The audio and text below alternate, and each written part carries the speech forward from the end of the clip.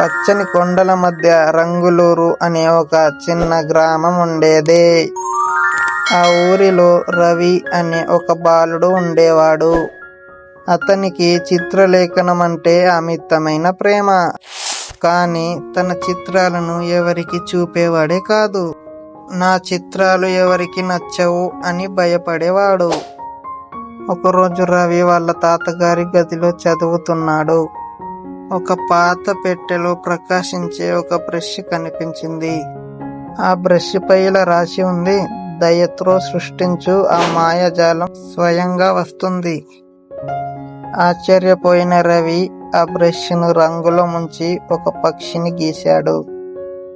ఆ పక్షి పేపర్లో నుంచి బయటికి వచ్చి గదిలో ఎగిరింది. రవి ఆశ్చర్యంతో చూశాడు. అప్పుడు ఆ బ్రష్ మెల్లగా రవితో మాట్లాడింది. నీ హృదయం ద్వారా గీయు, నీ కళ జీవితం పొందుతుంది. రవి ఆశ్చర్యంతో సంతోషంగా చూశాడు. ఆ రోజు నుంచి రవి గ్రామంలో పిల్లల కోసం కుక్క పిల్లలు, ఉయ్యాలలు గీయడం మొదలు పెట్టాడు.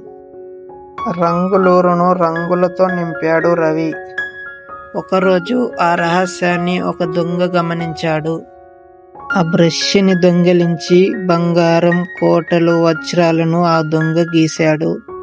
కానీ ఏది పేపర్లో నుంచి బయటికి రాలేదు. కోపంతో ఆ బ్రష్ని నేలపైకి విసిరాడు. దయ లేకుండా గీసిన వాటికి ప్రాణం ఉండదని ఆ దొంగకి తెలీదు. ఆ బ్రష్ మళ్ళీ రవికి దొరికింది.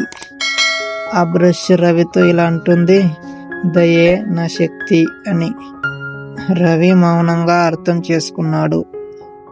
మనసు నుంచి వచ్చే దయే నిజమైన మాయాజాలం.